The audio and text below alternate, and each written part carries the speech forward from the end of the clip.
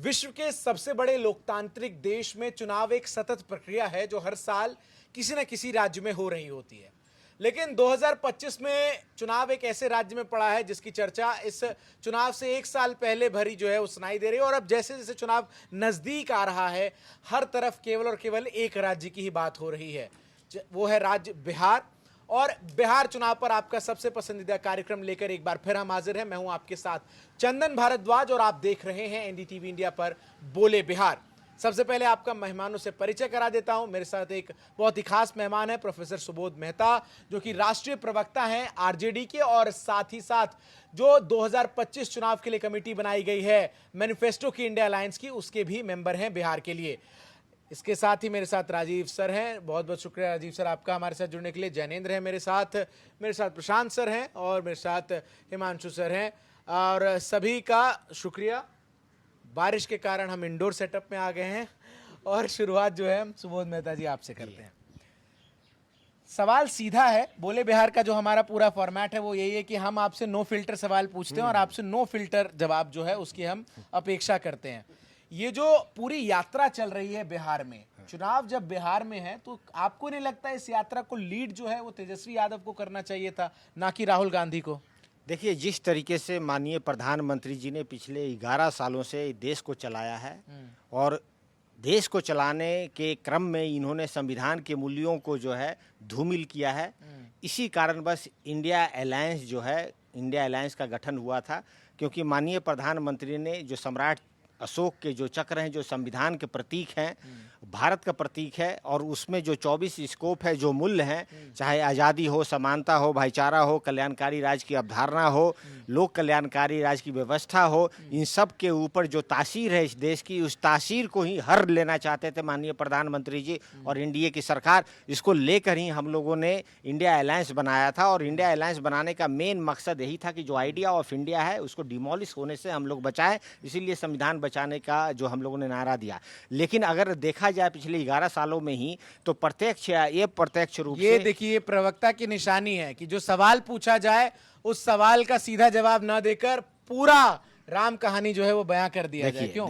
देखिए, वही तो मैं कह रहा था कि प्रत्यक्ष और अप्रत्यक्ष रूप से जिस तरीके से इलेक्शन कमीशन ऑफ इंडिया ने भारतीय जनता पार्टी के इंस्ट्रूमेंट की तरह काम किया है, इसको देखते हुए, और जो राहुल गांधी को लीड करना पड़ा।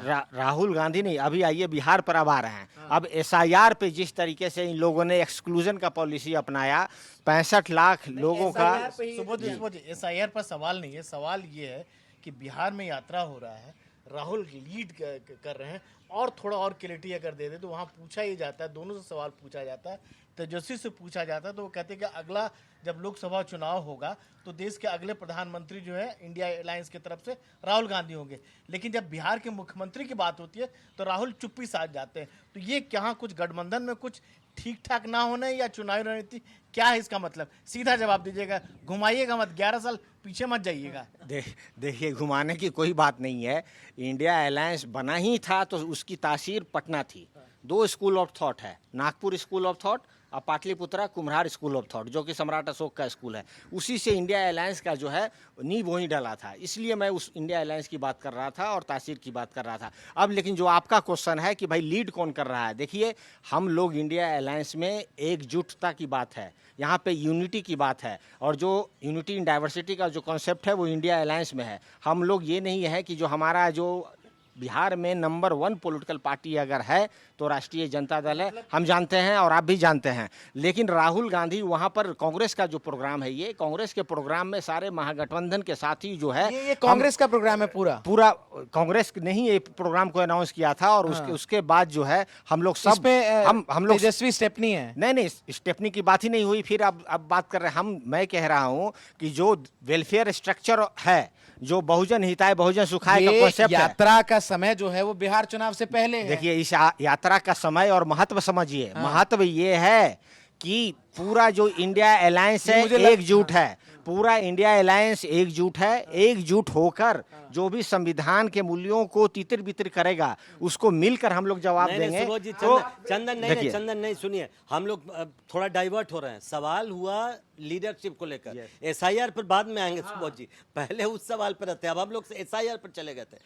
ये जो सब लोग पूछ रहे हैं सुबोध जी, सवाल ये है, मैं समझ रहा हूँ मजबूरी आप लोगों की, क्या कहीं ऐसा तो नहीं है कि अगर तेजस्वी यादव को अनाउंस किया गया लीडर तो आप लोगों को किसी नुकसान का डर है बिहार में, और इसलिए उनका नाम अनाउंस ही नहीं किया जा रहा है, बाद में किसी रणनीति के तहत बाद में अनाउंस करेंगे, कहीं ऐसा तो नहीं है? सीधा सवाल ये है। देखिए प्रशांत जी, आप बहुत पुराने पत्रकार हैं और 2015 में ही ये इश्यू कांग्रेस और इंडिया अलायंस जो महागठबंधन की बात है ऑलरेडी सेटल था कि लीडर तेजस्वी यादव हैं, और 2020 में भी हम लोग अलायंस हो रहा है कि जब इशू सेटल है तब क्यों नहीं बोल रहे हैं राहुल गांधी? वही तो मैं कह रहा हूँ, 2020 में ये इश्यू तो बिहार की महान जनता ने सेटल कर दिया था। हम लोग तो मुख्यमंत्री बन गए थे, लेकिन ब्यूरोक्रेटिक हर्डल से जो है हमारे लोगों को हराया गया। जनता, जमहूरियत में जनता भगवान होती है। जनता ने आशीर्वाद तेजस्वी प्रसाद यादव को दिया, और 2025 में भी जिस तरीके से तेजस्वी प्रसाद यादव जी बिहार में एसआईआर का मुद्दा हो या फिर पढ़ाई, दवाई, कमाई, सिंचाई, सुनवाई का मुद्दा हो, जो डेवलपमेंटल प्लान था इन्होंने जो लॉन्च किया, नया बिहार बनाने का जो कॉन्सेप्ट किया, जनता हमारे साथ है, इंडिया अलायंस हमारे साथ है। लेकिन आप लोग जिस बात को कह रहे हैं उस बात में कोई भी तर्क नहीं है। ऑलरेडी ये सेटल्ड इश्यू है, सेटल्ड इश्यू है। सुबोध जी, मैं तीसरा व्यक्ति हूं इस पैनल में जो आपसे फिर से ये समझना चाहता हूं। आप आगे बढ़कर कह रहे हैं कि आरजेडी के नेता हैं तेजस्वी यादव और वो लीड कर रहे हैं इंडिया गठबंधन को। इससे पहले वाले चुनाव में भी उन्होंने ही लीड किया था। तो अगर वो लीड कर रहे हैं इंडिया ब्लॉक को बिहार में, तो उनको सीएम फेस बनाने में दिक्कत कहाँ है? देखिए, मैं तो कह रहा हूं कि सीएम फेस तो ऑलरेडी हैं, जनता ने भी बना ये दिया। तो इंडिया सुबोध अलायंस- जी, नहीं, आप हम नहीं प्रवक्ता कह हैं, रहे। आप बोल रहे हैं, हम नहीं राहुल कह रहे। गांधी क्यों नहीं बोल रहे हैं? देखिए, आप देखिए कुछ ऐसे शब्द हैं कि राहुल जी के मुंह से आप निकालिएगा। भाई प्रोसेस देखिए, डेमोक्रेटिक प्रोसेस होता है। प्रोसेस में step at a time incremental change होता है। हम जिस तरीके से बात कर रहे हैं, जो राष्ट्रीय जनता है और वहाँ बिहार की महान जनता है, इन लोगों ने इश्यू को सेटल किया है। मुहूर्त इंडिया निकलवाएगा क्या कोई इंडिया मुहूर्त अलायंस? नहीं। इंडिया अलायंस ऑलरेडी ये इश्यू को सेटल्ड है। ये कोई इश्यू नहीं है। किसी भी दिन आपको मैं बता रहा हूँ, ये सवाल इसीलिए है लोगों के मन में, बिहार के लोगों के मन में, कि इतनी बड़ी यात्रा निकल रही है। अगर किसी एक यात्रा में मान लीजिए दरभंगा या मुजफ्फरपुर में ही राहुल गांधी कहते, और जहां जहां से गुजरी है, कि भाई देखिए हम साथ हैं, बिहार को तेजस्वी संभालेंगे, मुख्यमंत्री उम्मीदवार यही है, यही सीएम बनेंगे, इन्हीं के नेतृत्व में, तो वो मैसेज जाता ना ग्राउंड तक पूरा कि भाई महागठबंधन एकजुट है। ये जो मुद्दा आप लोगों ने बनाया है कि तेजस्वी जी का इन्होंने जो है नाम नहीं लिया, ये मीडिया में और एलिट वर्ग में ये मुद्दा नहीं, लोग पूछ रहे हैं। नहीं, लोग नहीं, लोग तो मैं आपको ग्राउंड रियलिटी से अवगत कर रहा हूं। एक बार आप माइक जरा उधर पास कीजिए। ये जैनेंद्र जी हैं, एक मिनट, ये यात्रा कवर करके आए हैं और मैं इनसे अब ये पॉइंटेड सवाल करूंगा। ये जो पूरी यात्रा बिहार में चल रही है, आप कवर करके भी आए जैनेंद्र, क्या ऐसा नहीं लग रहा कि इस यात्रा को लीड जो है वो राहुल गांधी कर रहे हैं? सब कुछ जो है वो फ्रंट फुट पर कांग्रेस और उस तरीके से राहुल गांधी नजर आ रहे हैं, उस बिना पर जिसमें दिखना शायद तेजस्वी को चाहिए था, क्योंकि चुनाव बिहार में है। बिल्कुल। देखिए चंदन, सुबोध जी हमारे गेस्ट हैं, तो मैं इनको ग्रिल नहीं करूंगा, बल्कि मैं थोड़ा इनका बचाव भी कर देता हूं। पहले मैं प्रेस कॉन्फ्रेंस पर आता हूं, तो मैंने भी ये बात पूछी कि भाई राहुल गांधी का जवाब बेहतर हो सकता था। वो एनडीए के चीफ मिनिस्टर के सवाल पर डाइवर्ट कर सकते थे, क्योंकि वहां भी बहस चल रही है कि क्या नीतीश कुमार ही दोबारा बनेंगे। ये लोग अभी आप पूछे, इसके बाद चाव से प्रोफेसर साहब जो है इस टॉपिक पे बोलेंगे, अभी बोलने से बच रहे हैं। तो मैंने भी ये चेक किया कि क्या राहुल गांधी का जवाब बेहतर नहीं हो सकता था, क्या वो पॉलिटिकली इसको ट्विस्ट नहीं कर सकते थे। वो तो बिल्कुल ऐसा लगा जैसे not ready for question. Exactly, not ready for question. और जब क्वेश्चन आ गया तो आपको बेटर एड्रेस करना चाहिए था। और अगर तेजस्वी का नाम राहुल कह देते तो क्या इसमें परेशानी थी? तेजस्वी ने कुछ दिनों पहले ही कहा था कि इनको सीएम बनाएंगे, पीएम बनाएंगे, तो वो भी कह देते कि इनको सीएम बनाएंगे। सबको पता है। मुझे ये बताया गया कांग्रेस सोर्सेज के द्वारा कि फिलहाल कांग्रेस और राहुल गांधी की कोशिश है कि एसआईआर से जो जिसको लेकर ये यात्रा चल रही है उससे डाइवर्ट ना हो। अगर राहुल उस दिन कह देते कि सीएम तेजस्वी होंगे, एक अनाउंसमेंट कर देते, तो हेडलाइन बदल जाती, फोकस बदल जाता। तो वो एक राहुल गांधी था कि कांग्रेस के कार्यकर्ता कहीं वापस भाग न जाते। बिहार में कांग्रेस के कार्यकर्ता भी तेजस्वी को ही अपना नेता मानते, ये मुझे रीजन बताया गया। इसके अलावा लेकिन सर जस्ट 30 सेकंड। तो आप जो कह रहे हैं ना कि राहुल इसको लीड क्यों कर रहे हैं, देखिए पूरा जो वोट चोरी, सो कॉल्ड वोट चोरी का मुद्दा जो खड़ा हुआ है देश में, उसकी जो तारे हैं वो कर्नाटक से लेकर के बिहार तक जुड़ती हैं। राहुल गांधी इस मुद्दे को लीड कर रहे हैं, यात्रा को लीड करते तो दिख रहे हैं, लेकिन ओवरऑल इस मुद्दे को राहुल गांधी लीड कर रहे हैं। अभी बिहार के बाद बंगाल में, केरल में, असम में चुनाव होने हैं और चुनाव आयोग ने संकेत दिए हैं कि सभी राज्यों में एसआईआर की कोशिश होगी। कांग्रेस एक नेशनल पार्टी है, केंद्रीय चुनाव आयोग जो है वो पूरे देश के चुनाव को संचालित करता है, तो ये एक राष्ट्रीय मुद्दे के तौर पे आपको समझना होगा। शुरुआत बिहार से हुई है, बिहार में एसआईआर के खिलाफ ये यात्रा निकल रही है, तो ये बिहार चुनाव से ज्यादा एसआईआर के खिलाफ यात्रा है, इसको आप इस रूप में देखिए। और डिफेंड नहीं किया, तो इसलिए राहुल जो है वो ड्राइविंग सीट पर नजर आ रहे हैं और तेजस्वी पीछे नजर आ रहे हैं। हम लोग को दूसरे टॉपिक पे भी जाना है, इसलिए मैं बस एक सवाल, आप ज्ञानेंद्र ने बिल्कुल ठीक कहा कि ये बात सब लोग मानते हैं और ये जानते हैं, सही बात भी है कि भाई ज्यादा सीटों पर आरजेडी लड़ रही है तो उसी का जो नेता है वही मुख्यमंत्री बनेगा। तब और ज्यादा ये इंट्रीगिंग लगता है ज्ञानेंद्र कि क्यों नहीं तब नाम अनाउंस हो रहा है। ये तो और ज्यादा परेशान करने वाली बात सर, है इसके कि जब सब लोग, बिहार का हर आदमी जानता, हम लोग भी जानते हैं जी कि भाई अगर इंडिया गठबंधन जीतती है चुनाव तो अगर जितने भी सीट पे आरजेडी लड़ेगी ज्यादा बड़ा भाई वहां पे, और कोई चुनौती नहीं है तेजस्वी के सामने, कोई चुनौती नहीं है। मेरा सुबोध जी से सवाल ये है, थोड़ा परेशान करने वाला सवाल है, आप जवाब देना चाहे नहीं चाहे आपके ऊपर। मैं माइक इनको दे रहा हूं कि इतना कम से कम आप बता सकते हैं क्या कि चुनाव के पहले आप लोग मुख्यमंत्री उम्मीदवार घोषित करेंगे या नहीं, इतना आप तो बता दीजिए कम से। देखिए, जो बात अभी यहाँ इन्होंने कहा उसी बात को मैंने जो है पॉलिटिकल एंगल से बताया था कि डेमोक्रेटिक प्रोसेस में, डेमोक्रेटिक एक प्रोसेस है, प्रोसेस में जो है इंक्रीमेंटल चेंज की तरह आपको सब छन कर निकल कर आ जाएगा, ऐसा नहीं कि आज ही कर देना है। तो पूरा यात्रा जो चल रहा है, जो इन्होंने बोला कि यात्रा में कहीं डाइवर्जन ना हो सकता है, कारण क्या हो नहीं जानते हैं, लेकिन पॉलिटिकल प्रोसेस में एक छन्नी का काम करता है, छन के लीडरशिप ही निकलता है। और लीडरशिप लगातार 10 साल से 12 साल से बिहार में निकला हुआ है लीडरशिप, इसमें निकालने की जरूरत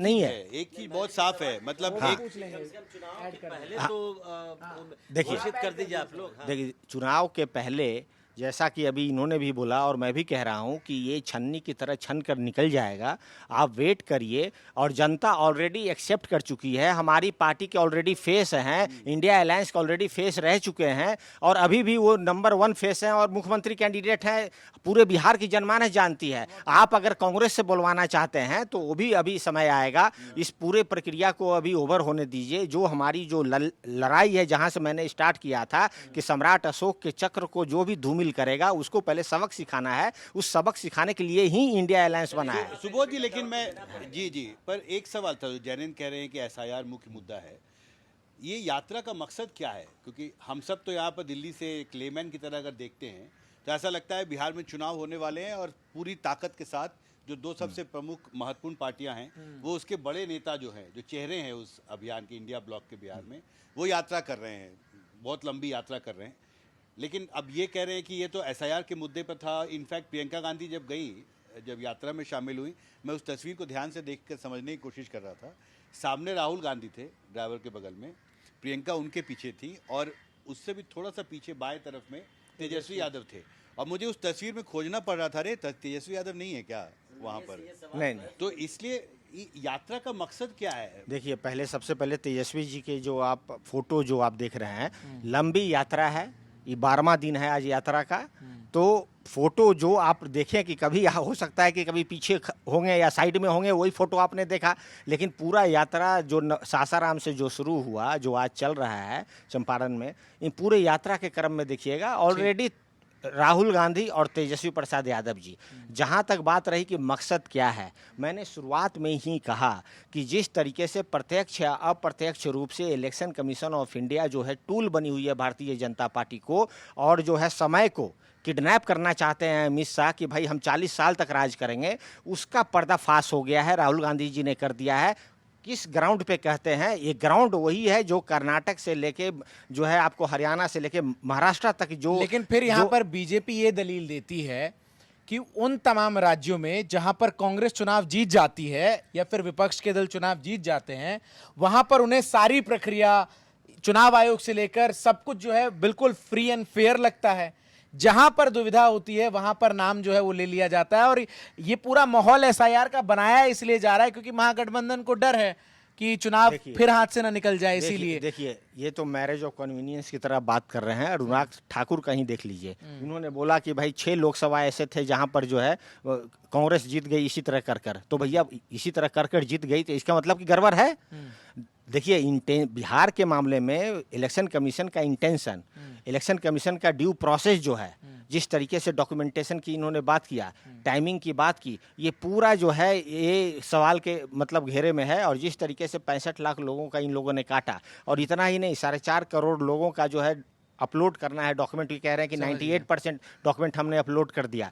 तो और पूरी अभी फ्लड आई हुई है, 10-12 डिस्ट्रिक्ट में फ्लड है। तो ये जो है एकदम समझिए आईवॉश हो रहा है, और आईवॉश है ये पूरा प्रक्रिया, आईवॉश। मुझे थोड़ा एक चीज और बताइए, ये जो पूरा प्रेजेंटेशन था एसआईआर पर, ये राहुल गांधी ने दिया, क्या इसके बाद महागठबंधन के प्रवक्ताओं को भी स्पेशल ब्रीफिंग दी गई कि कैसे हर सवाल के जवाब में एसआईआर घुसाना है? नहीं, देखिए एसआईआर घुसाने वाली बात नहीं है। जो भी इस जमहूरियत में कश्मीर से लेकर कन्याकुमारी तक जो भी व्यक्ति संविधान में विश्वास रखता होगा, और जिस तासीर से काम कर रही है Bharatiya Janata party Nagpur school of thought से, अगर जान लेगा तो हर कोई खड़ा हो जाएगा। इसीलिए देखिए आपको पूरे बिहार में रोड के साइड में ये जनमानस खड़ी हुई है, कोई बुलाने नहीं गया, लेकिन जनमानस खड़ी हुई है, अपने हक और हुकूक की लड़ाई लड़ रही है। वन मन वन वोट और वन वैल्यू का जो महत्व है संविधान में, उसका लड़ाई लड़ रहा है। सर, इतनी ताकत आप लोगों ने लगाई यात्रा में, इस यात्रा का क्या लॉजिक है, क्या पॉलिटिक्स है, वो हम लोग को समझ आ रहा है। वो मैंने चंदन के सवाल के जवाब में दिया भी।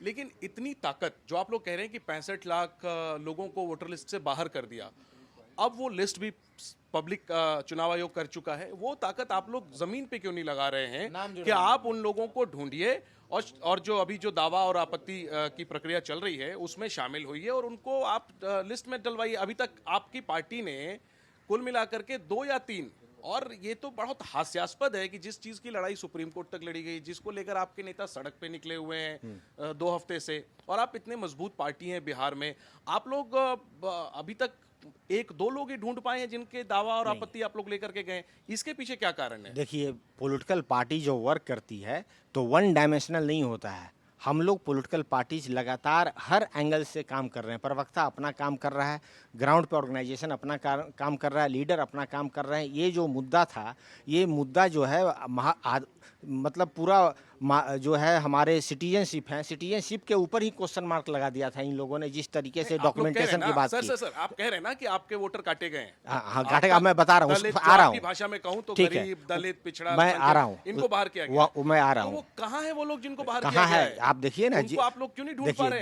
देखिए दो तरीके से आपको देखना पड़ेगा, 2 तरीके से देखना पड़ेगा आपको।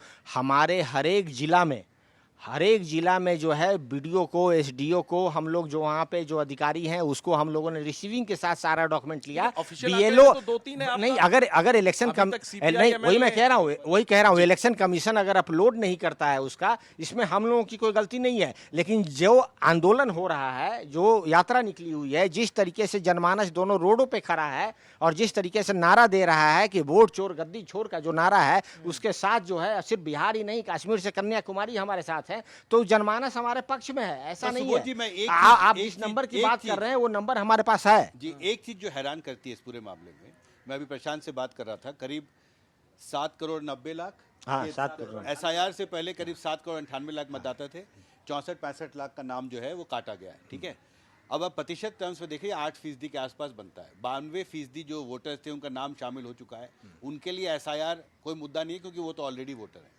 तो जो 65 लाख जो बाहर हैं, करीब 8% के आसपास बनता है, तो एसआईआर क्या पूरी ताकत जो सबसे 2 महत्वपूर्ण विपक्षी दल हैं वो एक मुद्दे पर ऐसा लगता है उन्होंने झोंक दिया है एसआईआर को।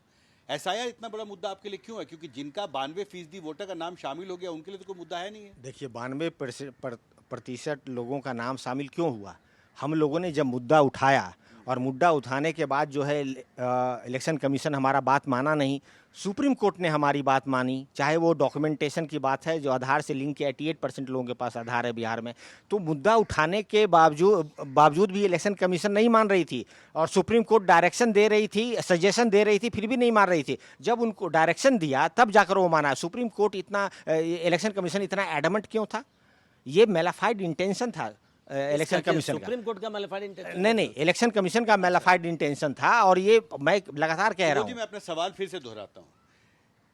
7 करोड़ 98 लाख मतदाता थे बिहार में, हाँ। लिस्ट में एसआईआर से पहले 64-65 लाख दस्तावेज नहीं दे पाए या उनकी मृत्यु हो चुकी है, उनका नाम हटा दिया गया है।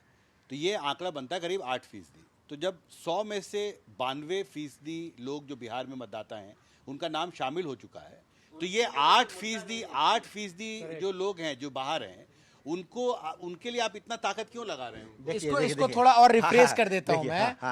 क्या इंडिया अलायंस, क्या आरजेडी, मैं स्पेसिफिक सवाल आपसे पूछ रहा हूं, क्या आरजेडी कन्विंस्ड है कि ये वोट चोरी और एसआईआर का मुद्दा ऐसा है जिसपे आप लोग चुनाव जीत जाइएगा? देखिए, सबसे बड़ी बात है जो अभी बात कर रहे हैं आप लोग, मुझे आश्चर्य लगता है। आप देखिए, बिहार में भी हो या पूरे देश में वोटिंग परसेंटेज जो है वो 60 से ऊपर नहीं जाता है, 40% कहाँ जाते हैं।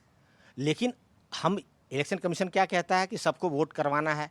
भैया, एक आदमी भी अगर mala fide intention of election commission के माध्यम से छूटेगा तो जो हमारे संविधान के निर्माता ने जो दिए हैं मूल, ठीक है, उसके साथ ये जो उनकी अधिकारों का हनन है। ठीक है। पहली बात। दूसरी बात ये है कि जो संख्या आप बता रहे हैं उस संख्या के इतर अगर जमीन पे अगर आप जाइएगा तो जनता परेशान, अफरा तफरी का माहौल है कि डॉक्यूमेंट हम कहाँ से लाएं, कहाँ फोटोकॉपी कराएं, कहाँ अपलोड करें। इस अफरा तफरी की जरूरत ही क्यों पड़ी? जब आपने रिवीजन कर दिया था 25 में जनवरी को और अप्रैल में आपका डाटा आ गया था, 4.5 लाख लोग वहां मृत्यु हुए थे। कि आरजेडी के लिए अब इस चुनाव में पलायन, बेरोजगारी, कानून व्यवस्था, ये सब मुद्दे तीसरे, चौथे, पांचवें पायदान पर है, पहले दूसरे पायदान पर केवल और केवल एसआईआर है। देखिए चंदन, मैंने शुरुआत ही वही से की कि तेजस्वी प्रसाद यादव का जो नया बिहार बनाने का विजन है, पढ़ाई, दवाई, कमाई, सिंचाई, सुनवाई और कार्रवाई का जो मुद्दा है, जिसपे नीतीश कुमार जी, राहुल गांधी का एसआईआर ओवरशैडो हो चुका है। ओवरशैडो, देखिए ओवरशैडो, अभी इलेक्शन अनाउंस हो गया और किसी का वोट काट देंगे आप तो भाई उसको तो राइट के लिए लड़ेगा ना। अब जिस तरीके से 20 सालों में नीतीश कुमार जी ने राज किया है, ये जो मुद्दा मैंने बताया, पढ़ाई, दवाई, कमाई, सिंचाई, सुनवाई का, यहाँ पे यही जिक्र ही है, यही जिक्र हम कर रहे हैं। सुबोध जी, जरा एसआईआर से थोड़ा सा आगे बढ़ते हैं। हम जितने सारे लोग यहाँ मौजूद हैं, 6 लोग यहाँ मौजूद हैं, यहाँ पर सारे लोग की अगर देखें, बैकग्राउंड देखें तो बिहार से हैं। हम लोग बिहार से यहाँ दिल्ली या नोएडा या गुड़गांव इसलिए आए क्योंकि बिहार में कोई साधन नहीं था। नौकरी की बात करें, बाकी जो सुविधा की बात करें, आप भी उसी लिए आए हुए हैं। 35 साल का अगर रूल अगर देखें तो 15 साल लालू राज कह सकते हैं आरजेडी और 20 साल करीब जेडीयू में रहा।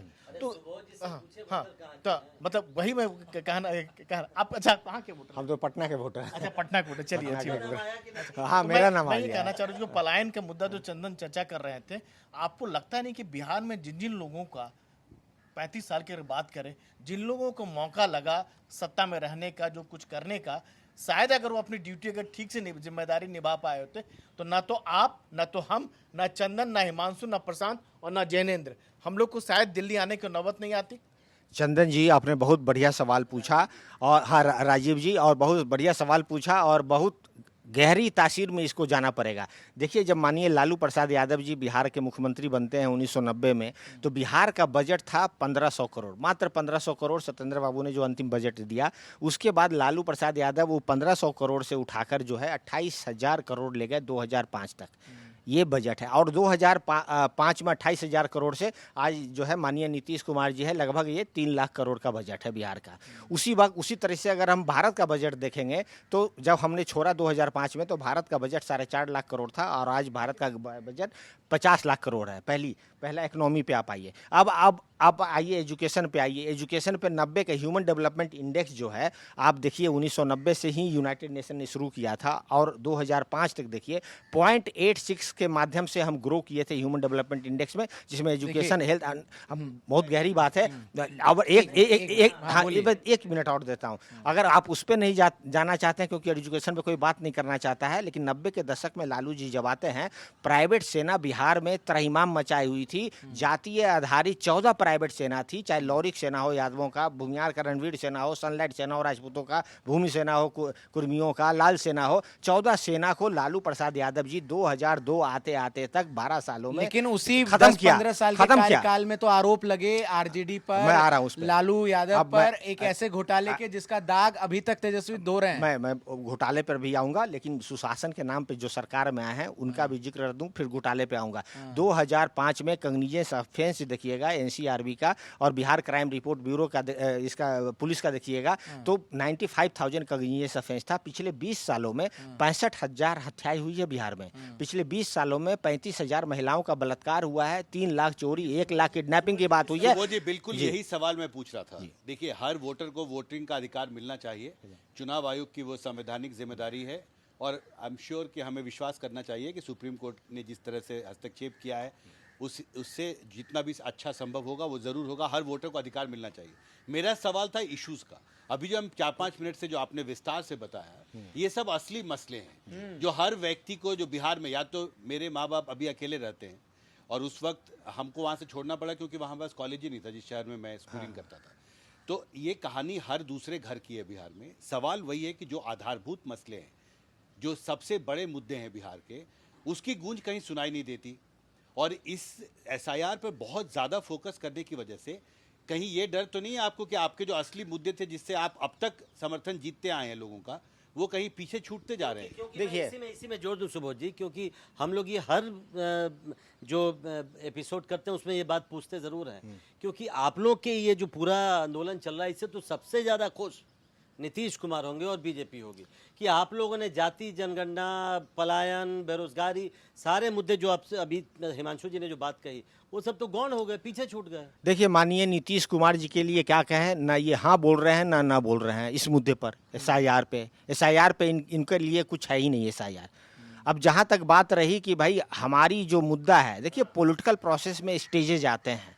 अभी जो स्टेज इलेक्शन कमीशन ने जो किया है वो बांधा है, जो डिलीट किया था, ये एक जनमानस का जो हक और हुकूक की लड़ाई थी जिसके लिए जी देखिए, इस पूरे मामले पर तो बीजेपी के नेता, संसद का जो सत्र चला उसमें भी 20 दिन तक हंगामा हुआ। 21 दिन का सत्र था, 20 दिन तक आंदोलन हुआ, विरोध प्रदर्शन अंदर बाहर, कार्रवाई ठीक से चर्चा नहीं हो पाई। लेकिन सवाल है, बीजेपी तो कह रही है ये मामला तो चुनाव आयोग का है। अगर वोटर का किसी का नाम कट गया है या काटा जा रहा है या एसआईआर है, तो इसमें फिर बीजेपी तो कहीं सामने आपने अपने बहुत अच्छी प्रश्न किया। देखिए, बगल में ही बैठे हुए हैं हम लोग पार्लियामेंट के। जब 20 जुलाई को ऑल पार्टी मीटिंग कन्वीन हुई थी, उस ऑल पार्टी मीटिंग में आश्वासन दिया गया था कि इस मुद्दे को लेकर 24 जून से जो ये आया है तब से लेकर माननीय तेजस्वी प्रसाद यादव जी तत्पर हैं, इस मुद्दे को उठा रहे हैं। ऑल पार्टी मीटिंग में आश्वासन दिया गया था एनडीए के द्वारा कि भाई इस पर हम चर्चा करेंगे। उसके बाद बिजनेस एडवाइजरी कमेटी है जो बिजनेस डिसाइड करती है, वहाँ भी आश्वासन दिया गया। बाद में आकर जो है रिजू साहब ने कहा कि इस पर कोई चर्चा ही नहीं होगा। तो ये जो है चूहे और बिल्ली का खेल जो है इलेक्शन कमीशन कर रहा है और भारतीय जनता पार्टी कर रही है। मुझे ऐसा क्यों लग रहा है, मैं एक बार कहूंगा आप जनेंद्र को माइक पास के। जनेंद्र, सुबोध जी जो सवाल का जवाब दे रहे हैं वो घूम फिर कर एसआईआर पर आ जा रहा है। तो इसमें मैं आपसे ये जानना समझना चाहूंगा कि क्या इन रियलिटी इस एसआईआर के मुद्दे को लेकर राहुल गांधी ने तेजस्वी को ऐसे डोमिनेट कर दिया कि वो सारे बिहार के मुद्दे गौन नजर आ रहे हैं? और क्या आरजेडी और तेजस्वी भी इतना कन्विंस हो गई इस मुद्दे से कि उन्हें ये लग रहा है कि वो चुनाव जीत जाएंगे इस मुद्दे के सारे? सवाल आपसे ये भी था कि जो भाषा चिराग पासवान की थी, चिराग पासवान जिस तरह से कानून व्यवस्था पर सवाल उठा रहे थे, वैसे तो राहुल गांधी और ये तेजस्वी यादव भी उन मुद्दों को उठाते नजर नहीं आ रहे हैं जिस तरह की चिंता जताई थी। बल्कि सर, राहुल गांधी ने 17 तारीख से सासाराम से यात्रा शुरू की और आज बस 2 दिन बचे हैं यात्रा को।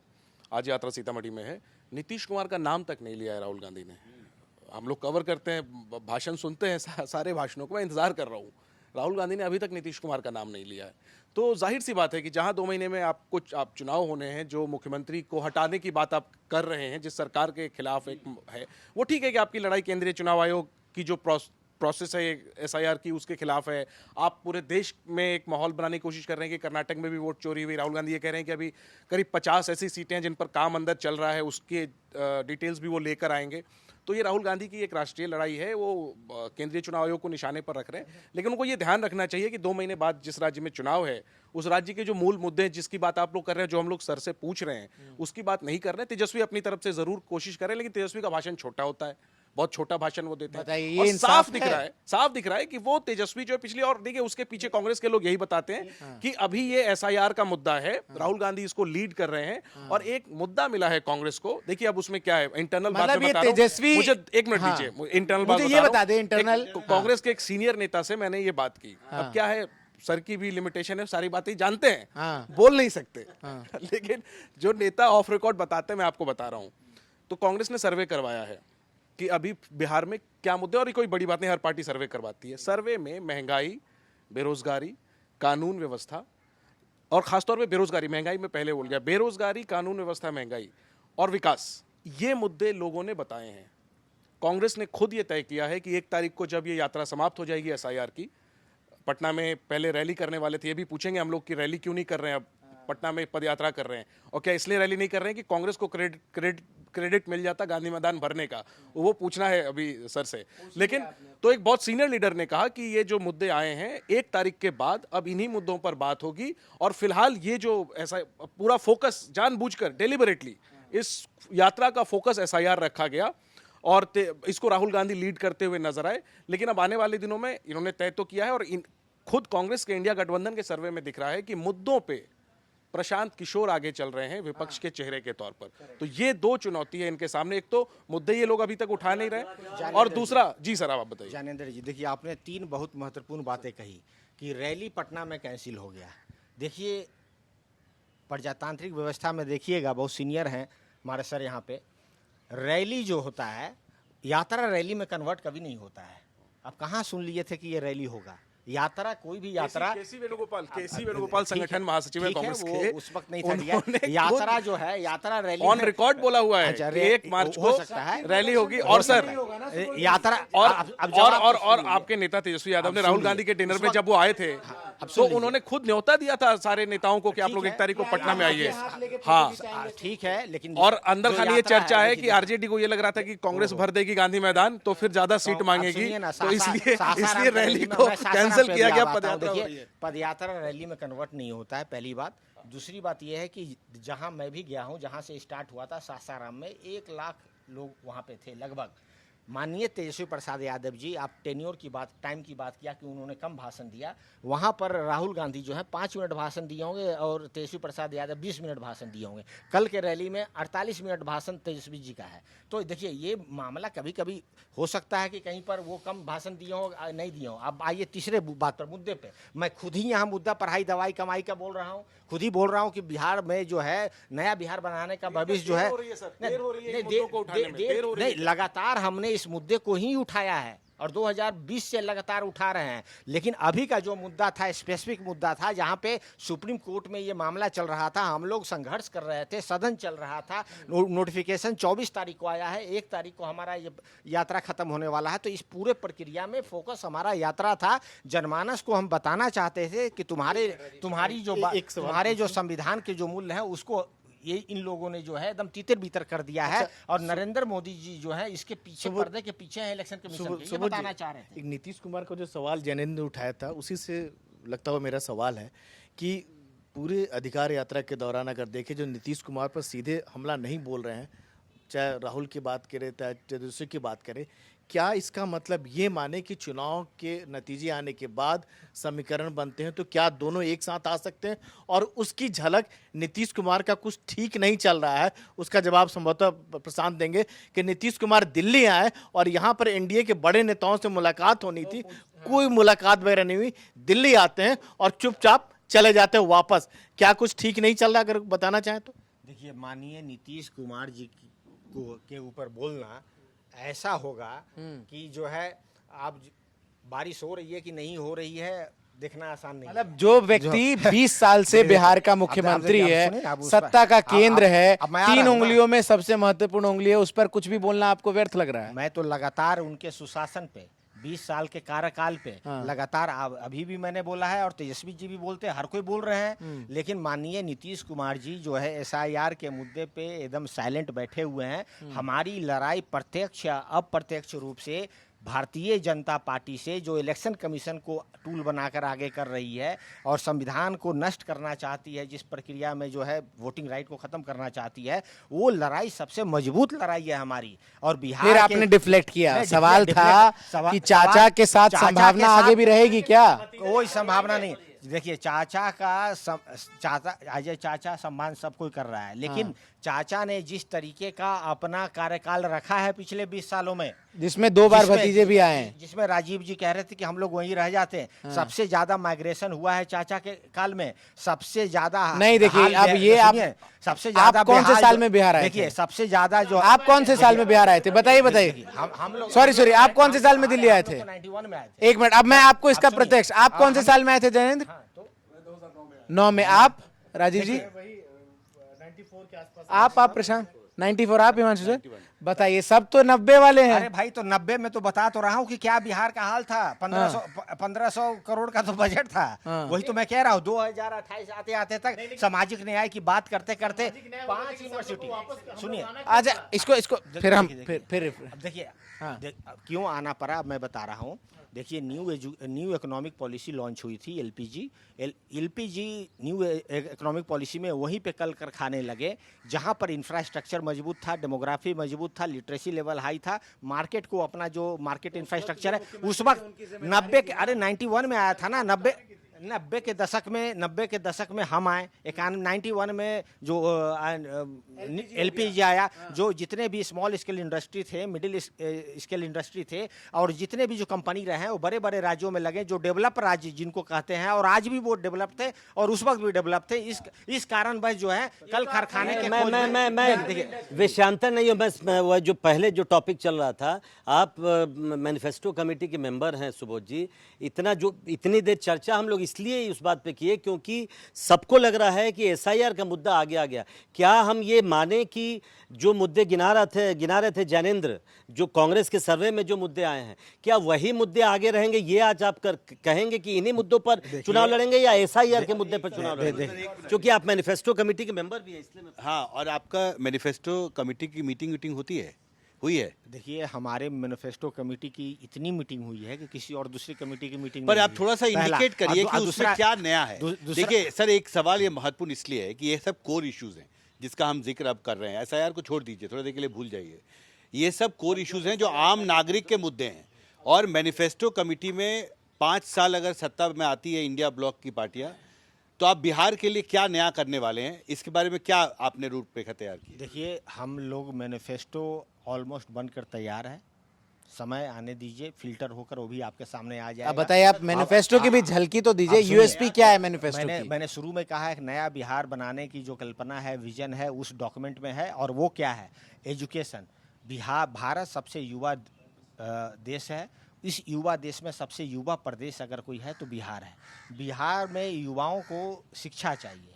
शिक्षा को लेके अगर आप जापान का भी एग्जांपल ले लें, इन्वेस्टमेंट जो है शिक्षा के ऊपर हम बहुत कम कर रहे हैं। अगर हमारा इन्वेस्टमेंट शिक्षा अगर ग्रो करता है तो फलकम की मैं तरह माफी ऐड के करेगा। साथ आपको बीच में इंटरप्ट कर रहा हूँ। नहीं, आप एजुकेशन की बात करें तो आपने- मुझे एक बयान याद आ रहा है। आपने बयान मत अभी मुझे मुद्दा मुझे पूछ लीजिए। मुझे हाँ, एक चंदन जी, बयान अभी आ रहा है। मुद्दा विजन अभी है, सिर्फ हाँ। अभी एक ही पर आया हूं मैं। हाँ। शिक्षा को लेकर है। दूसरी जो है ये कृषि प्रधान प्रदेश है। ठीक है। ये मानना है कि भाई जिस तरीके से बहुत बड़ा पत्थर उठ नहीं सकता तो पाना लगाना पड़ता है। तो जब तक एग्रीकल्चर को हम पिक नहीं करेंगे, क्योंकि हमारा मास उस पर डिपेंडेंट है, एग्रीकल्चर को हम पिक करेंगे और वो भी रीजनल वाइज एग्रीकल्चर। मैं कह रहा हूँ जैसे पूर्णिया का क्षेत्र है, ठीक है। वहाँ पर जो है अनानास की खेती और ये टी गार्डन हो जाए, फिर बैम्बू गार्डन हो जाए, फिर आपका भागलपुर की तरफ हम आते हैं तो यहाँ पे टेक्सटाइल हो जाए, हाजीपुर में केला हो जाए, इधर आपका जो है ठीक है। 2 एजुकेशन, एग्रीकल्चर, रोजगार, एम्प्लॉयमेंट। ठीक है। एम्प्लॉयमेंट। चूंकि युवा है, मैं कह रहा हूँ ठीक युवा है। को एम्प्लॉयमेंट चाहिए। ठीक जो है। राजीव जी कह रहे थे जिस कारण हम निकल रहे थे, ठीक है। एम्प्लॉयमेंट आएगा कहाँ से? तेजस्वी जी जो कहते हैं वो करते हैं। उन्होंने जो बोला 10 लाख, सरकार भी अब एकदम लगभग 10 लाख अब 20 लाख पे ये लोग आ गए हैं। ठीक तो है। हम लोगों का चौथा? सिर्फ सरकारी नौकरी की बात नहीं है। हम लोग वहाँ पर प्राइवेट सेक्टर को भी वहाँ पे लाने का जो प्रावधान है, किस तरीके से आएगा। हाईवे बन रहा है तो हाईवे पे किस तरीके का हाईवे प्लाजा बनेगा, किस तरीके से हाईवे सिक्योरिटी गार्ड्स होंगे। तो ये सारी व्यवस्था हम लोग जो है पूरे मॉडर्न जो है तीन, उसका और भी डाटा कुछ है? कर जो गवर्नेंस की बात है, जो लोग चौथा वहाँ governance। इमाम है गवर्नेंस से, Law and order। Law and order से वहाँ तरवाम है। है। जैसा कि मैंने आपको बोला कि 65,000 एक हत्याएं हुई है। तो इन सब के ठीक है। ऊपर जो है पुलिस रिफॉर्म का जो हम लोगों ने उसमें बात किया है। हम लोगों ने जो आशा वर्कर हैं, जो हमारी दीदियां हैं, हाँ, उनको हम किस तरीके से और जो है हम उसको मजबूत करें। ठीक है। उनके ये finance तमाम के मुद्दे साथ-साथ- जब आप मुझे गिनाते हैं तो मुझे प्रशांत किशोर के तमाम राजनीतिक सभाओं में वो बयान आते हैं याद, जिसमें वो कहते हैं कि जिसने 9वीं तक की पढ़ाई खुद की है वो एजुकेशन कैसे बिहार में सुधारेगा। जिसमें वो कहते हैं कि जिसके शासनकाल में एक बड़ा घोटाला हुआ वो कैसे कृषि व्यवस्था को आगे बढ़ाएगा। तो ये जो एक डेंट है आरजेडी की छवि पर, वो जो 15 साल का कार्यकाल आप लोग का था, उसको अभी तक आप लोग वॉश क्यों नहीं कर पा रहे हैं? चंदन जी, और प्रशांत किशोर तो बार बार इसका मुद्दा सुनिए ना, उठा रहे हैं। प्रशांत किशोर, अभी रुकिए, ये एलीट बिहेवियर है प्रशांत किशोर जी का, नौवीं फेल। आपको पता है अब्राहम लिंकन कितना पढ़े हुए थे? आपको पता है विंस्टन चर्चिल कितना पढ़े हुए थे? कामराज कितना पढ़े हुए थे? जयललिता और जो डीएमके के करुणानिधि है कितना पढ़े मतलब हुए थे? तेजस्वी यादव अरे नीतीश अब्राहम कुमार- लिंकन के बराबर सुनिए है ना, अरे अब्राहम लिंकन की बात नहीं, एजुकेशन की बात मैं कह रहा हूँ। एजुकेशन और गवर्नेंस दोनों दो चीज होता है। और एजुकेशन जो होता है फॉर्मल एजुकेशन और इनफॉर्मल एजुकेशन होता है। इनफॉर्मल एजुकेशन वाले भी अच्छा राज्य कर सकते हैं। एमबीए कर कर ही बहुत बड़ा कॉर्पोरेट घराना नहीं चला सकता है। एमबीए बिना एमबीए किए हुए भी चला सकता है। तो देखिए एजुकेशन एक बहुत अहम चीज़ है, लेकिन ऐसा नहीं कह सकते हैं आप। और हमारे पास भारत में ही ऐसा एग्जाम्पल है, बिहार नीतीश जी के कैबिनेट में ऐसा एग्जाम्पल है कि बिना जो है डिग्री के जो है बहुत अच्छे शासन कर रहे हैं। नहीं। कितना है, क्या नाम आप नहीं, हमसे नहीं, बताएं? सुबोध जी, हम सुबोध प्रशांत जी। किशोर नहीं नहीं, नहीं, है। नहीं, प्रशांत किशोर किस पॉलिटिकल पार्टी के हैं पहले ये बता दीजिए। प्रशांत भाई, किशोर प्रशांत किशोर किस पॉलिटिकल पार्टी के लिए काम कर रहे हैं? जन स्वराज के वो क्या है? संस्थापक हैं। देखें उनको के प्रेसिडेंट हैं, चेयरमैन हैं, अध्यक्ष हैं, संस्थापक हैं। संस्थापक तो एयू हुम था कांग्रेस पार्टी का, तो क्या हो गया भाई? ब्रिटिश से नहीं नहीं, था। तो आप क्या करें? प्रशांत किशोर किस पार्टी, आप ही अरे बताइए। भाई किस पार्टी की? भारतीय जनता पार्टी के आदमी है वो, उसके लिए काम कर रहा है। नीतीश को और लालू जी को दोनों को गाली दो और दोनों का वोट खींच लो और यहाँ बीजेपी जो है अपने सत्ता में आ जाओ। तो आपको लगता है, आपको डर है कि प्रशांत किशोर आरजेडी का वोट काटेंगे, बीजेपी को कैसे मदद करेंगे? आप ही देखिए, बताइए। प्रशांत किशोर वोट किसका काटेंगे, एक सवाल और। किसका काटेंगे ये समय बताएगा। लेकिन प्रशांत किशोर को कितना वोट आएगा ये भी समय बताएगा। प्रशांत किशोर हमारे लिए कोई मुद्दा नहीं है। कितने पार्टियां आई और गईं, और प्रशांत किशोर को कॉरपोरेट घराने के ये लोग हैं, कॉरपोरेट से पैसा लेके मुख्यमंत्री बना देते हैं, प्रधानमंत्री बना देते हैं। नरेंद्र मोदी जी और नीतीश कुमार जी को भी बना दिया। अनेकों एग्जाम्पल नहीं, है। लेकिन तो आपने आप- नहीं, सुबोध जी, लेकिन आप सुनिए, जो अब्राहम प्रशांत किशोर लिंकन, नीतीश जी के साथ थे, हम प्रशांत किशोर के साथ नहीं, थे। लेकिन प्रशांत लालू जी चंदन- को चंदन- सुनिए, लालू जी को बताना पड़ेगा इलेक्शन कैसे जीता जाता है। प्रशांत किशोर बताएंगे? अरे प्रशांत किशोर बताएंगे कि इलेक्शन? नहीं, मेरा प्रशांत मेरा किशोर एक- हमारे लिए कोई मुद्दा नहीं। आप जो बोल रहे थे अब्राहम लिंकन और विंस्टन चर्चिल के बारे में, उस प्रशांत किशोर की ही बात अगर हम करें तो अब्राहम लिंकन जिस परिवेश से आए थे उससे तेजस्वी यादव की तुलना नहीं हो सकती। ये सवाल हो रहा है। चर्चिल? नहीं, विंस्टन लेकिन चर्चिल? नहीं, वो चर्चिल- किस परिवार, अरे वो लोग जिस बहुत- परिवेश से आए थे और जहां से चर्चिल उठे साहब थे। बहुत अमीर घराने के व्यक्ति थे। तो- और समझिए, आप सुनिए, एजुकेशन कोई मुद्दा नहीं है प्रशांत जी। अच्छा, ठीक है, चलिए। कामराज को देख लीजिए। अरे भाई डिग्री कोई मुद्दा नहीं है कि आपको नेता नहीं, डिग्री चलिए वाला मैं ही थोड़ा चाहिए। सा टॉपिक चेंज करता हूं। डिग्री कोई चंदन, मुद्दा नहीं मुझे है। एक चीज बताइए, आपने अभी लालू प्रसाद यादव जी का जिक्र किया कि प्रशांत किशोर क्या उनको सिखाएंगे? ये बताइए, आप पॉलिटिकल साइंस के प्रोफेसर भी हैं, वो चोला भी थोड़ा पहनिए, राजनीतिक शास्त्र वाला, और हमको बताइए कि लालू प्रसाद यादव, मैं हमेशा पूछना चाहता था ये सवाल, आरजेडी के लिए, तेजस्वी यादव के लिए बोन है, वरदान है या अभिशाप है लालू प्रसाद यादव? देखिए, लालू- उन क्यों आपको लगता है कि वो फायदेमंद साबित होंगे या नुकसान साबित होते हैं, कभी कभी बैगेज साबित होते हैं देखिए, तेजस्वी यादव? ये फायदे और नुकसान हम लालू जी के लिए हम नहीं कहते हैं। वो एक संस्था है, और जिन संस्था ने जो है लगातार प्रजातंत्र के प्रजातांत्रिकरण के मुहिम को आगे लेकर जो मसाल को चला है, वो व्यक्ति आइकन है।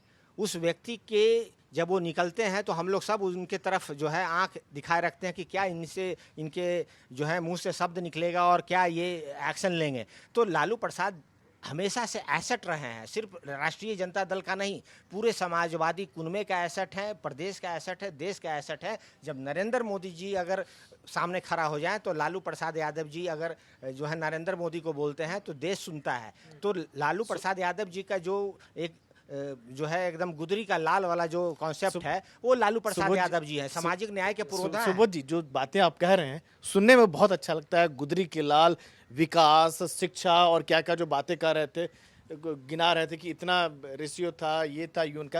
लेकिन लाख टके के सवाल है कि जब चुनाव आने वाला है तो क्या आरजेडी पर जो आरोप खासों से बीजेपी लगाती रहती है कि आप परिवारवाद से बाहर नहीं निकलते हैं, आप जातिवाद से बाहर नहीं निकलते हैं, आप आपराधिकरण से बाहर निकलते हैं, तो क्या ऐसे नीट एंड क्लीन लोगों को आरजेडी इस बार कम से कम टिकट देगी? और जो आरोप लगते हैं, परिवारवाद का आरोप लगता है, वो काफ़ी हद तक दिखता भी है। एक परिवार के कितने लोग हैं बताने की जरूरत नहीं है, आप भी जानते हैं और हम भी। अपराधीकरण का आप पर भी आरोप लगता है, आपके जो एमएलए हैं जेल में है, नाम बताने की भी जरूरत नहीं है। कितने जाति का टिकट लोगों को मिलता है ये भी पता है। तो क्या इस बार हम उम्मीद करें कि कुछ अलग दिखेगा, ऐसे लोगों को टिकट मिलेगा? देखिए राजीव जी, तेजस्वी प्रसाद यादव जी 2020 का भी आप देखिए इन लोगों ने टिकट किसको दिया। जिन लोगों को इस बार भी टिकट मिलेगा वो शालीन व्यक्ति होंगे और जो है परपग होंगे। और शहाबुद्दीन के बेटे को टिकट मिलेगा? अब देखिए तो शहाबुद्दीन के बेटे में क्या गलती है? नहीं, मैं तो क्या पूछ गलती रहा है? हूँ शहाबुद्दीन उसामा के को। बेटे में, उसामा में क्या गलती है? क्यों नहीं मिलनी चाहिए? भाई जो काम कर रहा है पार्टी का कोई भी वर्कर हो उसको टिकट मिलेगा, ये शीर्ष नेतृत्व तय करेगा, लेकिन मिलनी चाहिए कि नहीं मिलनी तो चाहिए। लोकसभा ये में क्यों साथ छोड़ दिया आप लोगों ने? किनका साथ छोड़ दिया? उन्हीं का। भाई लोकसभा में हमने क्या बोला? लोकसभा में साथ हमने कभी नहीं छोड़ा है। शहाबुद्दीन साहब के जो है परिवार को हम लोगों ने, लालू जी कभी छोड़ ही नहीं सकते। कोई अगर खुद ही अगर किसी कारण बस जो है मायूस हो जाए तो हम साथ नहीं छोड़ते, लेकिन हम लाए वहाँ पर वापस फिर लाए तो। लेकिन मुद्दे पे जो होगा आरजेडी के तरफ से जातिवाद, अपराध के, फिर उसके परिवारवाद से ऊपर उठ के लोगों को टिकट दिया जाएगा। इस बार जो है नया बिहार बनाने के लिए नए विचार और नए ठीक व्यवस्था है। की आवश्यकता है। और जो बात आप कह रहे हैं एकदम आप देखिएगा कि जो जिन लोगों को भी टिकट मिलेगा एक से नहीं, बहुत ही साफ सुथरे और बहुत ही जिसको जो है समाज जो है जिसको एक्सेप्ट, ठीक है, वो लिस्ट का हम वेट करेंगे। एक बार आप जरा माइक जैनेंद्र को पास करेंगे।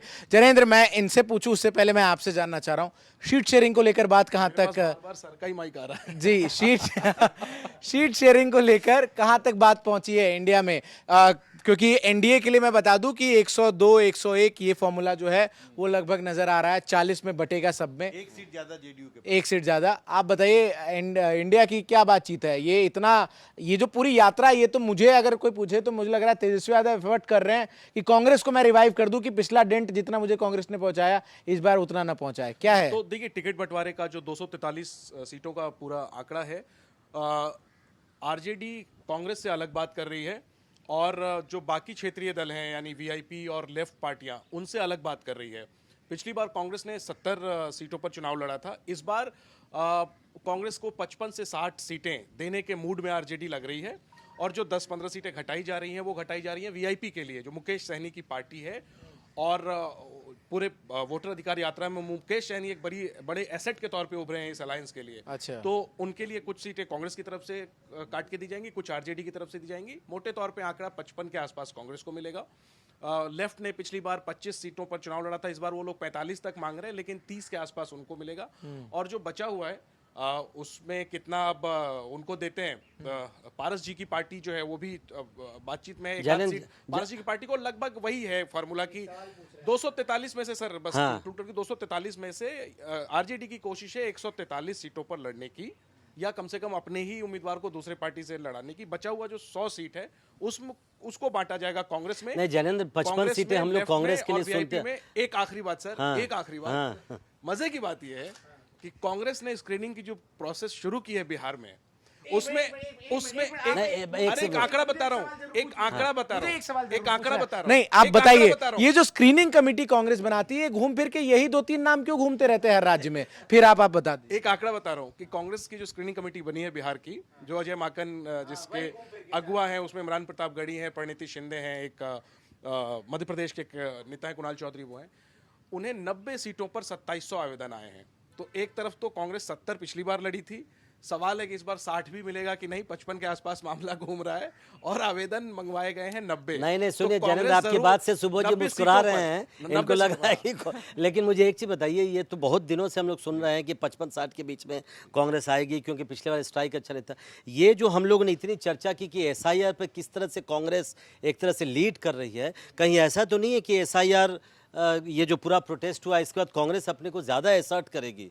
और कहीं ऐसा तो नहीं है कि 55 सीट से कहेगी नहीं साहब देखिए हम लोगों ने इस तरह से ये किया, भीड़ जुटा दी और फिर मेरा पुराना, और आप खुद ही कह रहे हैं कि 90 सीटों के लिए आवेदन आ गए, 90 सीटों पर 2700 से ज्यादा आवेदन 2700। तो और मजे की बात है तो ऐसा तो नहीं कि इसी बहाने कांग्रेस ज्यादा असर्ट करेगी? इसका भी जवाब एग्जैक्टली मजे की बात यही है कि इस यात्रा से पहले आप सबके जरिए मैं दर्शकों को भी बताना चाहता हूँ, इस यात्रा के पहले नैरेटिव ये था कि कांग्रेस 70 सीट पिछली बार लड़ी, 19 जीती मात्र, इसके कारण सरकार नहीं बन पाई, इस बार कम सीटें उसे मिलेंगी।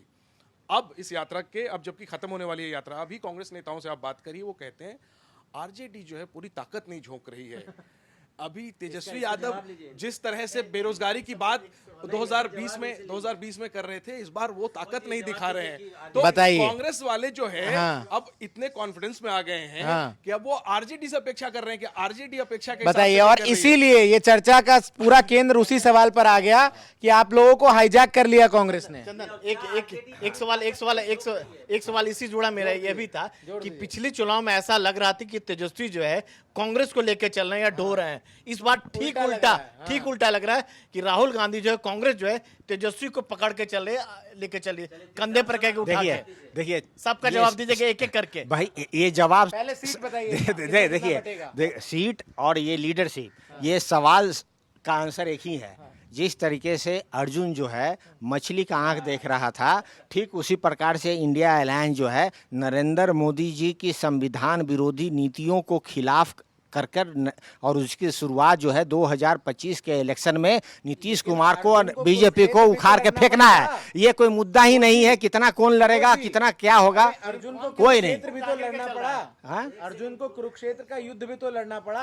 तो आप युद्ध- युद्ध लड़िएगा, युद्ध उसमें कौन कितनी सीट पे लड़ेगा? भाई युद्ध जो हम लोग लड़ रहे हैं वही तो बात अभी आप कह रहे हैं कि अभी एसआईआर ज्यादा आ गया, मुद्दा पीछे हो गया, कभी मुद्दा आगे आ जाता है, एसआईआर पीछे होगा आगे चलकर। तो इस तरीके की जो बातें हैं भाई, प्रजातांत्रिक व्यवस्था में जो है ये प्रोसेस है। इस प्रोसेस में लगातार आप कभी देखिएगा, कभी तेजस्वी जी फ्रंट में दिखेंगे, कभी हो सकता है कि राहुल गांधी पीछे हो जाए। वही कभी तो पूछा राजीव सर ने कि पिछला चुनाव ऐसा था। लेकिन मैं आपको वही तो पूछा राजीव सर ने, पिछला चुनाव ऐसा था जिसमें लग रहा था कि भाई तेजस्वी यादव ने माहौल बनाया, कांग्रेस को ढो रहे हैं। इसमें तो स्टार्टिंग में ही कांग्रेस ने ऐसा गेम प्लान बनाया कि आरजेडी को ही हाईजैक कर देखिए, लिया, सुनिए। और अब इस यात्रा को ये खत्म जो होते होते देखिए, आरजेडी को ही कह रही है कि भाई आप देखिए लोग ताकत नहीं लगा रहे हैं। पॉलिटिकल पार्टियां जो है प्रोग्राम और पॉलिसी बनाती है। ये प्रोग्राम बना ही क्यों? ये प्रोग्राम बना तब 24 जून के लेटर आया इलेक्शन कमीशन का और पार्लियामेंट में कोई डिस्कशन नहीं हुआ। उसको देखते हुए हम लोगों ने प्लान बनाया कि ये डिस्कशन पार्लियामेंट में नहीं कर रहे हैं, तो ये डिस्कशन अब रोड पर होगा। अभी तक अपने आपने लोगों मुझे को जितने जवाब दिए हैं सारे इंडिया गठबंधन के प्रवक्ता के तौर पर मुझे सुनाई दिए। अब एक सीधा सवाल पूछ रहा हूं, सीधा जवाब दीजिए। अगर पिछले चुनाव में आप लोग कांग्रेस को 70 सीट नहीं दिए होते, कुछ कम दिए होते, तो आप लोग लगता है अपने इंटरनल असेसमेंट में कि परिणाम अलग होता? अरे हम तो इलेक्शन जीत चुके थे। हम तो परिणाम देख रहे हैं कि नीतीश कुमार जी की जो ब्यूरोक्रेसी थी, 25 सीट हमारे हरा दिए गए। 2020 में जो हुआ सो हुआ। मैं एक सवाल जिस पर अभी तक चर्चा नहीं हो पाई है कि शराबबंदी पर क्या स्टैंड है आरजेडी का? देखिए शराब, आपको लगता है ये इशू होगा? क्योंकि इसको लेके भी बहुत सारे अंडर करेंट्स हैं। उसकी स्मगलिंग होती है, बहुत सारे लोग पकड़े जा रहे हैं, फिर कहीं पर कोई आंदोलन कर रहा है, फिर ड्रग्स की एक समस्या आ गई है, बहुत सारे इश्यूज हैं। शराबबंदी पर आरजेडी का क्या स्टैंड? देखिए शराबबंदी अगर आप सत्ता में आए तो क्या होगा शराबबंदी? देखिए शराबबंदी पे हम लोगों का स्टैंड शुरू से वही है। हम जो है संविधान के मूल्य और गांधी के मूल्यों से चलने वाली राष्ट्रीय जनता दल है। संविधान में देखिए प्रोविज़न ऑफ अल्कोहल है। हम लोग जब नीतीश जी के साथ आए 2015 में, तो 2017 में हम लोगों के रहते हुए ये शराबबंदी कानून आया था और हमने बहुत मजबूती से इसको लागू किया। तब तक कोई दिक्कत नहीं था। जैसे ही हम हटते हैं वहाँ से रिलैक्सेशन होता है। आप देखिए जो बिहार की जनमानस 13% शराब पीती थी, वो बढ़कर जो है 17% हो गई। जो जनमानस जो है 18 लाख लीटर, सुनिए ना बता रहा हूँ, आ रहा हूँ उस पर, 18 लाख लीटर दारू पीती थी, वो बढ़ के 40 लाख लीटर हो गया। तो इसका मतलब है कि शराबबंदी मजबूती से नहीं किया गया। शराबबंदी के नाम पे पैरेलल इकोनॉमी चल रहा है बिहार में। हम तो पहले ही बोल दिए कि हम गांधी के मूल्यों से चलने वाले हैं और संविधान में जो लिखा हुआ है उसी पर रहेंगे। संविधान में क्या लिखा है शराबबंदी को? भाई प्रोविजन ऑफ अल्कोहल, हाँ। लेकिन उसके करने की क्रियान्वयन जो होगा, क्रियान्वयन जो होगा वो नीतीश कुमार जी की तरह नहीं होगा। हम लोग ने ये कर दिखाया था 2017 में, और 2025 में भी हम लोग करके दिखाएंगे। देखिए ठीक है, हाँ वही तो मैं पूछ रहा हूँ, मैनिफेस्टो में क्या है? जारी रहेगी या हटेगी? मैं तो खुद ही कह रहा हूँ कि हम तो संविधान बचाने चले हैं। और संविधान में जो है directive principle of state policy में है, अल्कोहल प्रोविजन है। हमने 2017 में करके दिखा दिया, और लेकिन नीतीश कुमार ने इसको धज्जी उड़ा दिया। प्रोविजन है कहाँ? अल्कोहल प्रोविजन बिहार में है कहाँ आज के दिन में? सुबह जी जो आप बात कह रहे हैं ना, सुनने में बहुत अच्छा है। फिर से मैं आ रहा हूँ, मेरा गाँव है सिताब दियारा, बिहार यूपी का बॉर्डर में है। बिहार में शराबबंदी है और यूपी से बड़े आराम से आप पी के आइए या बोतल लेके आइए आराम से, और ये धंधा चलता है, पूरा पैरेलल इकोनॉमी चलता है, और इसमें गरीब कुचले जो दबके लोग होते हैं वो पकड़े जाते हैं। सीधा से उसमें ये गणित है कि क्या शराबबंदी जो है ऐसे कागज पर रहेगा या बाकी जिसका लूट खसोट करना हो, जो पैरेलल धंधा चलता रहेगा। देखिए बहुत बढ़िया आपने सवाल पूछा। देखिए शराबबंदी में हम लोग जो है रिफॉर्म करेंगे, जो तारी होता है, जो नीरा होता है, उसको हम लोग फ्री कर देंगे। पहली बात ये है, खूब तारीफ कीजिए। नीरा होता ही नहीं है, वो अल्कोहल में आता ही नहीं है, नीतीश जी ने उसको कर दिया है, तो उसको जो है हम लोग उस पे से बैन हटा देंगे। और जो इन्होंने बोला कि सिताब दियारा के बॉर्डर क्रॉस करता है, नीतीश कुमार होम मंत्री हैं, बॉर्डर उनके हाथ में है, ये वही तो मैं कह रहा हूँ कि नीतीश कुमार ने फ्री छोड़ रखा है ना पैरेलल इकोनॉमी के लिए, जिसको हम सख्ती से लागू करेंगे बॉर्डर।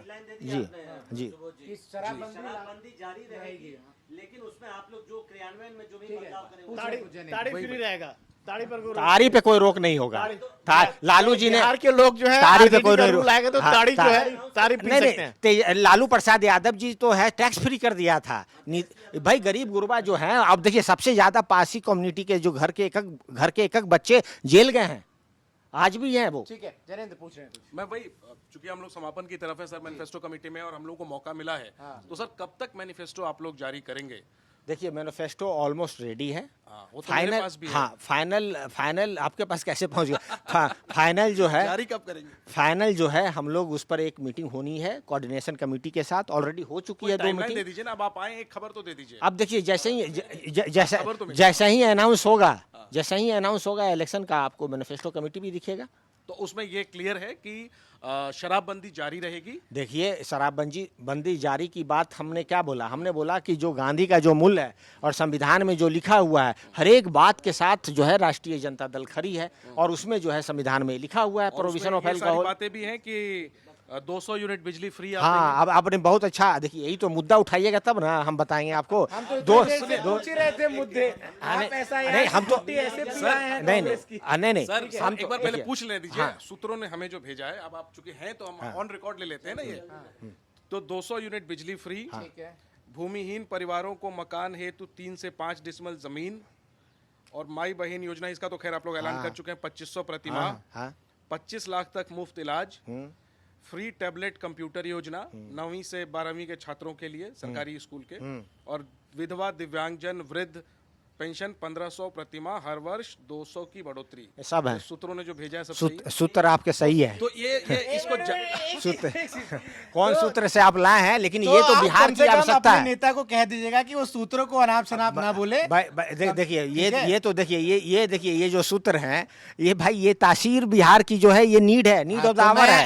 इस नीड ऑफ आवर पे हम लोग खड़े उतरेंगे, इसलिए नया बिहार बनाएंगे। अब 200 पत्रकारों की मंडली आपसे उम्मीद करती है कि आप अपने नेता तक देखिए बिजली पे, देखिए बिजली एक बहुत बड़ा मुद्दा है। बिजली पे उन्होंने जो पूछा है, मैं आपको बताऊं, बिजली बिहार सरकार जो है बिजली खरीद बेच दिया, सब बेच दिया, और 0 यूनिट बिजली प्रोडक्शन है, बिजली खरीदती है 4 रुपए 71 पैसे। ये सारी हैं। देखिए हाँ, 4 रुपए 71 पैसे बिजली खरीदता है बिहार सरकार, 7 रुपए 71 पैसे बेचता है, 2.5 रुपए जो है सब्सिडी देता है। लेकिन जा रहे हैं बिजली संयंत्र का उद्घाटन करने, अभी कुछ दिन में जाएंगे। जी। उस पर हम लोगों ने सवाल ही नहीं पूछा, लेकिन समय बहुत हो गया। अभी जो शुरुआत हुई थी अब शायद खत्म हो रहा है, बस उसी का फिर से जवाब मुझे चाहिए। मैंने पूछा था, आप भूल गए थे हम, कि क्या आप लोगों को ऐसा डर तो नहीं लगता है राहुल गांधी को कि तेजस्वी यादव को अगर मुख्यमंत्री उम्मीदवार घोषित कर देते हैं तो उसका नुकसान उठाना पड़ेगा इंडिया गठबंधन को? नहीं। क्या यही तो नहीं कारण है कि नहीं, ये कोई मुद्दा ही नहीं है भाई। सबसे बड़ी पार्टी बिहार विधानसभा में 2 बार हो चुकी है, जनता मान चुकी है। लॉन्च पे ऐलान करवा दीजिएगा तेजस्वी के नाम का। भाई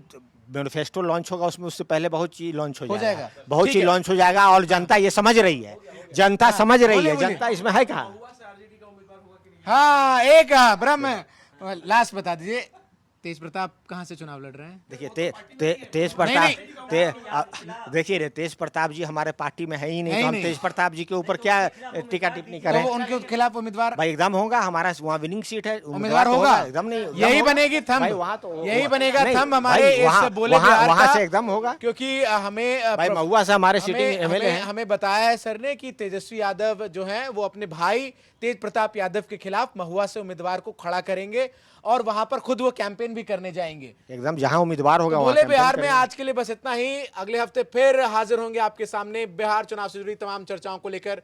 फिलहाल के लिए शुक्रिया, देखते रहिए एनडीटीवी पर बोले बिहार।